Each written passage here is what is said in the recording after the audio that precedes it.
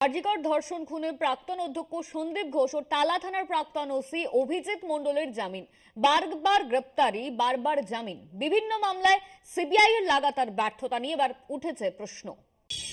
আরজিকরে চিকিৎসককে ধর্ষণ এবং খুনের মামলায় টালা থানার প্রাক্তন ওসি অভিজিৎ মণ্ডল এবং আরজিকরের প্রাক্তন অধ্যক্ষ সন্দীপ ঘোষের জামিন। গ্রেপ্তারের 90 দিন পরেও চার্জশিট জমা দিতে পারেনি কেন্দ্রীয় তদন্তকারী সংস্থা সিবিআই। 2000 টাকার ব্যক্তিগত বন্ডে জামিন মঞ্জুর করল শিয়ালদা আদালত। তবে এখনই আরজিকরের প্রাক্তন অধ্যক্ষ সন্দীপ ঘোষের জেল মুক্তি হচ্ছে না। 9 ডিসেম্বর আদালতে সন্দীপ ঘোষের আইনজীবী দাবি করেছিলেন, গ্রেপ্তারের পর 86 দিন কেটে গেলেও সিবিআই তাঁর মক্কেলের বিরুদ্ধে কোনো শক্তপোক্ত প্রমাণ পেশ করতে পারেনি, সেই কারণে তাঁকে জামিন দেওয়া হোক। অন্যদিকে অভিজিৎ মণ্ডলের আইনজীবী বলেন, সেন্ট্রাল ফরেন্সিক সায়েন্স ল্যাবরেটরির রিপোর্ট হাতে এলেও আদালতে তা পেশ করেনি তদন্তকারীরা। যদিও সিবিআই সমস্ত অভিযোগ খারিজ করে আদালতকে জানায়, তদন্তের স্বার্থে 900 ঘন্টার ভিডিও পরীক্ষা করে দেখা হচ্ছে। শুক্রবার ফের শিয়ালদা আদালতে তোলা হয় সন্দীপ অভিজিৎকে।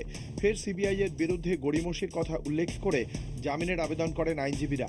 গ্রেপ্তারের 90 দিন পরেও দুজনের বিরুদ্ধে সিবিআই চার্জশিট জমা দিতে না পারায় 2000 টাকার ব্যক্তিগত বন্ডে জামিন মঞ্জুর করল শিয়ালদা আদালত। সিবিআই একটাই কথা বলে যাচ্ছে যে আমাদের ইনভেস্টিগেশনটা চলছে আর ইনভেস্টিগেশনটা আমাদের এখনো চলছে। মানে তার মানে ইনভেস্টিগেশন 90 ডেজ হয়ে গেছে, investigation is still going on. তো what investigation is there we have been not find till today. আর সন্দীপ অভিজিতের জামিনের পর ক্ষোভে ফেটে পড়লেন আরজিকরের নির্যাতিতার মা। আমার কি বলার আছে, আমি তো সিবিআই নই, তাহলে আমি গিয়ে করে দিতাম কাজটা। আচ্ছা, সিবিআই কাজটা করেনি, তাই ওদের জামিন হয়ে গেছে। এই যে ব্যর্থতা সিবিআই, এই ব্যর্থতার দায় সিবিআই কে নিতে হবে। জুনিয়র ডাক্তারদের পক্ষ থেকে আজকে তথ্যহীন ভাষায় জানাতে চাই, দেশের সর্বোচ্চ তদন্তকারী সংস্থা আজকের যে ব্যর্থতা, এই ব্যর্থতার দায় তাদেরকে নিতে হবে। সন্দীপ অভিজিতের জামিনের পর তীব্র সমালোচনা রাজনৈতিক মহলে।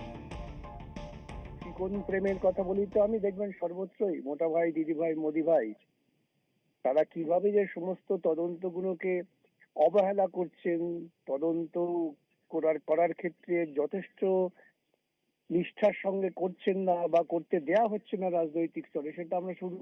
সিবিআই কিভাবে কাজ করেছে তা নিয়ে মানুষের মনে এখনো অনেক সন্দেহ দানা বেঁধেছে। সেই সিবিআই কেস করেছিল এই দুজনের বিরুদ্ধে এবং আজকে তারা জামিন পেয়েছে। পরবর্তী ক্ষেত্রে আমরা অপেক্ষা করে থাকব অভিযোগটা কি এবং সেই অভিযোগ কোর্টে প্রতিষ্ঠিত হয় কি হয় না। প্রসঙ্গত, আরজিকর হাসপাতালে আর্থিক দুর্নীতিকাণ্ডের তদন্তে নেমে সন্দীপকে গ্রেপ্তার করেছিল সিবিআই। পরবর্তীতে 15ই সেপ্টেম্বর পড়ুয়া চিকিৎসকের ধর্ষণ খুনের মামলায় প্রমাণ লোপাটের অভিযোগে তাকে গ্রেপ্তার করে সিবিআই। সন্দীপের সঙ্গে তথ্য প্রমাণ লোপাটের অভিযোগে গ্রেপ্তার করা হয়েছিল টালা থানার প্রাক্তন ওসি অভিজিৎ মণ্ডলকেও। একাধিক ঘটনায় বারবার প্রশ্নের মুখে সিবিআই এর ভূমিকা। বৃহত্তর ষড়যন্ত্র বা তথ্য প্রমাণ লোপাটের মতো গুরুতর অভিযোগে গ্রেপ্তারি চলছে, কিন্তু হেফাজতে নেওয়ার পর অভিযোগ প্রমাণে লাগাতার ব্যর্থ কেন্দ্রীয় তদন্তকারী সংস্থা। দীর্ঘদিন জেলে রাখার পর জামিন দিতে হচ্ছে অভিযুক্তদের। এই হয়রানির দায় কি আদৌ নেবে সিবিআই? প্রশ্ন সংশ্লিষ্ট মহলের। কলকাতা টিভি।